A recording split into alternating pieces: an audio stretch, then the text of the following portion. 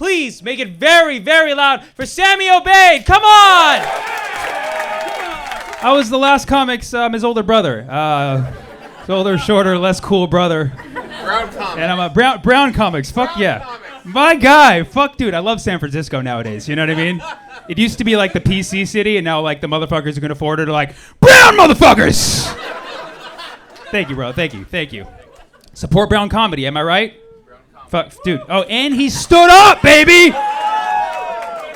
Thanks for coming out and supporting local comedians on a Sunday, man. That means a lot. It means a lot to us. It makes me a little concerned for you, but it means a lot. Because we're all struggling right now in some sense, right? I have a side hustle. I'm a fitness instructor.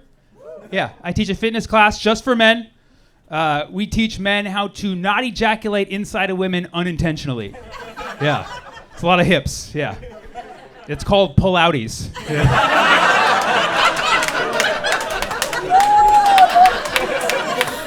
Bring your own towel. It's a good finish right there, huh? I was watching Fox News because it helps with the writer's block, and did you hear about Florida Governor Ron DeSantis, who filled 2 planes, not one, 2 aircraft with migrants and flew them to Martha's Vineyard as a political stunt, offered them jobs, right? And people were like, "That's so funny. That was a good move." Like, I'm gonna say that was a little bit fucked up, right? And in September too, of all months. Right? As if September needs another Republican inside job that reroutes 2 planes.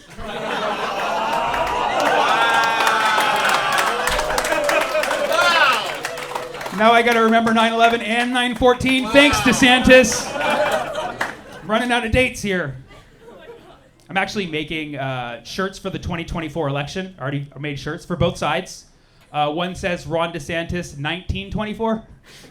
Because that's the year he's living in, and the other one says Biden 2024, but if you look closely, it says Biden 1942 to 2024. Yeah. Speaking of good topics that bring everybody together, the Queen died. Some people very happy about that. Noticing a racial trend by my eyes. No, the Queen died. A lot of people very upset. A lot of people cried when the Queen died. I didn't, but I cried when Tupac died. So I get it. Tupac was like the Queen. Yes! Tupac and the Queen, very similar. They don't get compared enough. Both controversial figures, both associated with some international thuggery, and both died by 96. Tupac and the Queen. I know, people get angry, like, how dare you compare those two? Tupac was one of the greats. I know, I get it. Some people are touchy about colonialism. Like, don't worry, I actually stole this joke from an Indian comic. So it's perfectly safe. They're saying that fascism is on the rise in America. But the good news is most people don't know what that means. So can you be affected by something you don't know what it is? I asked my friend, I was like, do you know what fascism is? It involves the face, right? He said he thought it involves the face. I was like, what do you think about Mussolini? He's like, I love that pasta. This is bad. I want to give a shout out to the people in Iran right now, standing up against their government, protesting the murder of Mahsa Amini.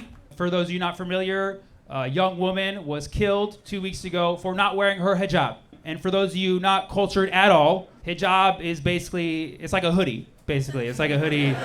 I know it's not the best way to describe it, but one of my friends was like, see, that would never happen in America. I'm like, yeah, you're right, because in America, they kill you for having the hoodie on. People are dying over dress codes everywhere. Can't we let this begin the discussion, or at least finish it once and for all, that dress codes of any kind are stupid as fuck? People should be able to wear whatever they want to wear. And I know you're like, Sammy, we can see your outfit. We know you think that way. Because dress codes of any kind, they always come from men, right? Who know the least about fashion. This makes no sense that men are choosing the dress. I've never heard of a woman enforcing dress code on other men. Aside from all my exes, I've never heard of it. And it's always men asking women to cover up. And it's so bullshit because we know these cover-up rules, they aren't about religion. They aren't about morality.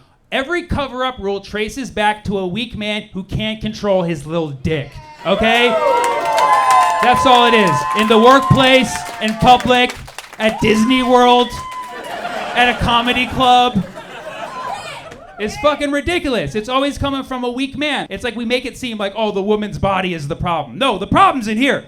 This is where the dirty is. We need a hijab for men's brains. That's what we need. Some of you men need a job and a hijab. A real man embraces whatever a woman wears and tells her it looks amazing, even if it does not, okay?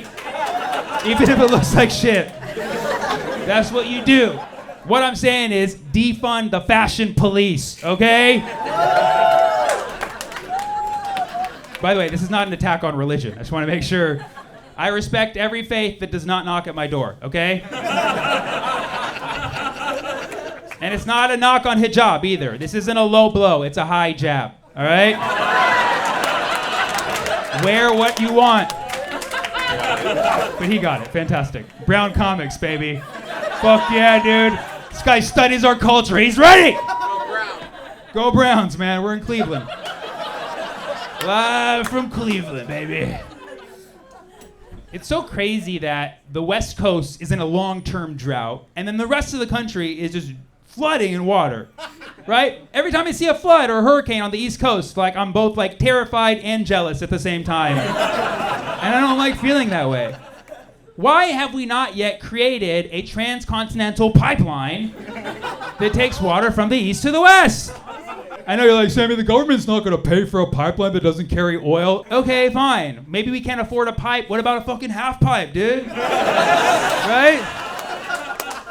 All right, I'm gonna cut to the chase. I'm running for president in 2036, and I'm gonna build an aqueduct that takes water from the flooded east to the thirsty west, all right?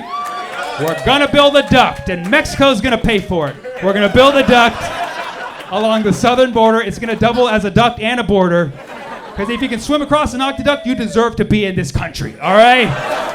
Those aren't illegals. That's our future Olympic swimming team right there. No, we're gonna build a duct, and it's gonna be amazing. And I already got the motto: duct or we're fucked. Done. Done. Thanks so much for coming out to the Punchline tonight. You're amazing.